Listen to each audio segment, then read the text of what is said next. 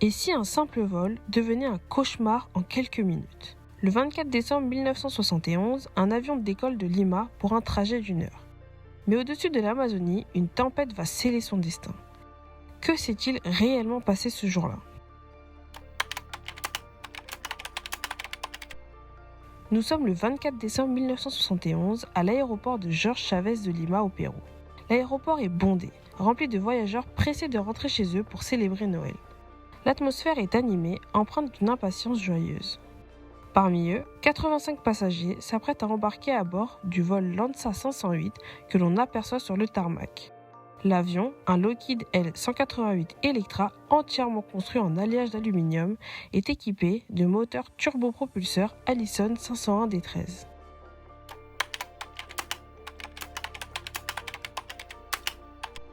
À 11h37, le Lanza 508 décolle de l'aéroport de Jorge Chávez en direction de Pucallpa, un vol d'environ 1 heure. À bord, 85 passagers et 7 membres d'équipage.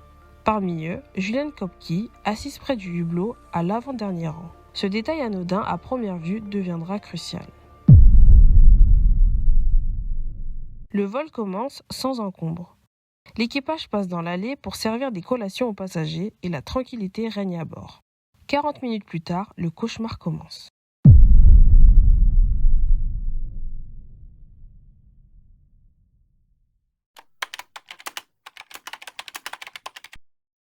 Les passagers remarquent à travers les hublots que les nuages deviennent épais et sombres. En quelques instants, l'avion est enveloppé dans un gigantesque nuage noir au cœur d'une tempête. Les rafales de vent secouent violemment l'appareil de droite à gauche et les éclairs illuminent brièvement les masses sombres, créant une scène terrifiante. À 12h01, un éclair frappe l'aile droite de l'avion. Une lumière vive éclaire la cabine et dans ce moment de terreur, la mère de Julian Kopke lui murmure « Cette fois, c'est fini ». Un bruit assourdissant retentit, le moteur droit est touché, provoquant une dépressurisation rapide et une chute vertigineuse de l'avion à plus de 3000 mètres au-dessus de la forêt amazonienne. L'appareil se désintègre en plein vol, projetant des passagers hors de leur siège. Julian Kopke, toujours attaché à son siège, se souvient d'avoir vu la forêt en contrebas. Les arbres ressemblaient à des brocolis géants. Elle perd connaissance peu après.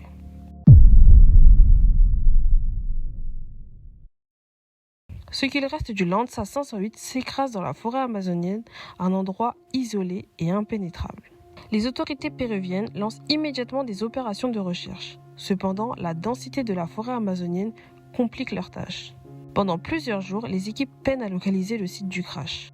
Ce n'est que quelques jours plus tard que les débris sont enfin repérés dans une région reculée. Les sauveteurs découvrent alors l'ampleur de la tragédie, des morceaux de l'appareil éparpillés sur plusieurs kilomètres et au début, aucune trace de survivants. Une seule passagère a miraculeusement survécu, Julian Kopke, seule, blessée au milieu de l'hostile forêt amazonienne. Le crash du vol Lanza 508 est une tragédie qui marque profondément le Pérou. Il met en lumière les défis de la sécurité aérienne et surtout dans les conditions météorologiques difficiles. Cet accident signe la fin de la compagnie Lanza qui cesse ses opérations peu après. Et voilà, c'est la fin de cette vidéo. Merci d'avoir regardé jusqu'au bout. C'est ma première vidéo, n'hésitez pas à me dire ce que vous en pensez en commentaire. Une vidéo sur la survivante du crash arrive bientôt, alors abonnez-vous et à très vite.